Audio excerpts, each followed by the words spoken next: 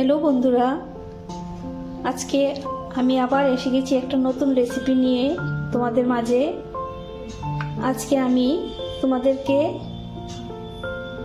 বানিয়ে দেখাবো মাছের মাথা দিয়ে ঘন্ট। তার জন্য কি কি লাগবে আমি সবগুলো এখানে নিয়ে নিলাম। যা যা উপকরণ লাগবে, প্রথমেই মাছের মাথা, কাতল মাছের মাথা আমি এখানে নিয়ে নিলাম 2 পিস। তোমরা চাইলে অন্য যে কোনো মাছের মাথা দিয়ে এটা করতে পারো। তারপর লাগবে আমার আলু, যেটা আমি ছোট ছোট করে স্কোয়ার শেপে কেটে নিয়েছি। তারপর লাগবে গোবিন্দভোগ চাল বা খাসার চাল, যাই বলো, এটা লাগবে। এটা দিয়ে আমি চালটা দিয়ে আজকে ঘন্ট করব। আর এখানে লাগবে মশলা, লাগবে কাঁচা লঙ্কা বাটা, এখানে জিরে আর ধনে আমি অনেক সামান্য পরিমাণে নিলাম, বেশি পরিমাণে নিলাম না। জিরে এবং ধনে দুটোটা একসাথে বাটা। আর কিছুটা একটু বাদাম ভেজে নিয়েছি। আর এখানে আমার লাগবে গরম মশলা গুঁড়ো। আর ফোড়নের জন্য লাগবে 5 ফোড়ন আর শুকনো লঙ্কা আর তেজপাতা। আর নুন আর হলুদ তো লাগবে, এটা আর আমি এখানে রাখিনি। এই উপকরণ দিয়ে আজকে আমি রান্নাটা করব। এখন আমি মাছের মাথাগুলোকে ভালো করে ভাজবো, তারপর আলুগুলোকে ভাজবো, তারপর চালটাকে ভালো করে ভেজে নেব। আলাদা আলাদা করে খুব ভালো করে ভেজে নিতে হবে।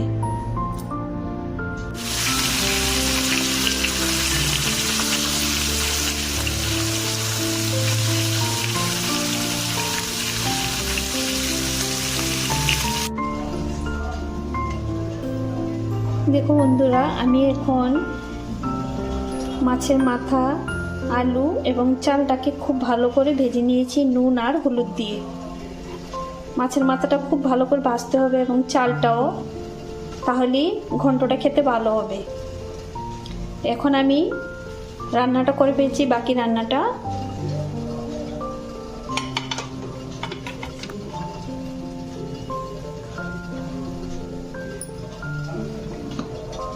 এখন ফোড়নটা দিয়ে দেব। প্রথমেই সরষের তেল দিয়ে দিলাম। রান্নাটা আমি সরষের তেলই করব।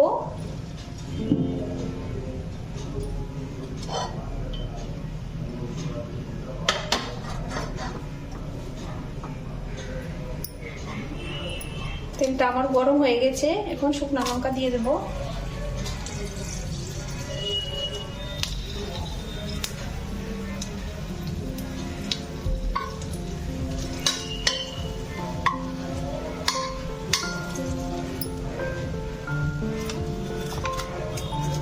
তেজপাতাটা দিয়ে দিলাম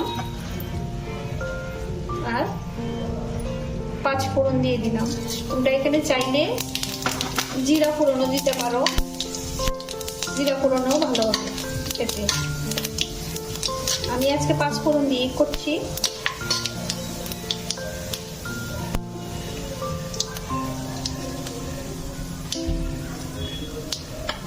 ফোড়নটা আমার হয়ে গেছে ভাজা। এখন এই মশলাটা, যে মশলাটা আমি দেব, এই সবটা মশলা একসাথে করে নিয়ে দিয়ে দিলাম মশলাটা।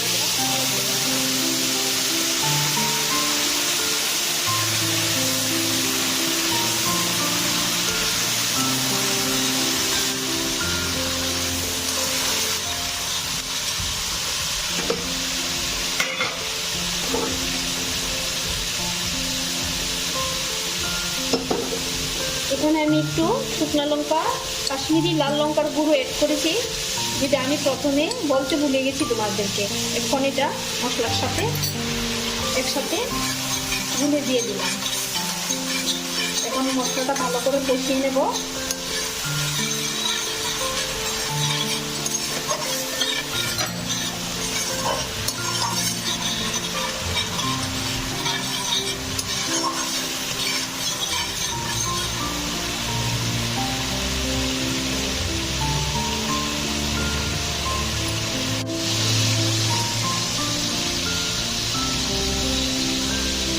মশলাটা এখন ভালোভাবে আমি কষিয়ে নিলাম।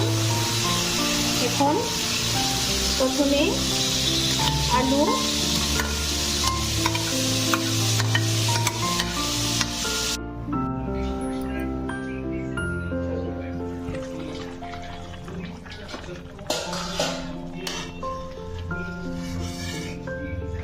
এখন চালটা আমার 70% সিদ্ধ হয়ে গেছে। এখন আমি মাছের মাথাটা দিয়ে দেবো একসাথে।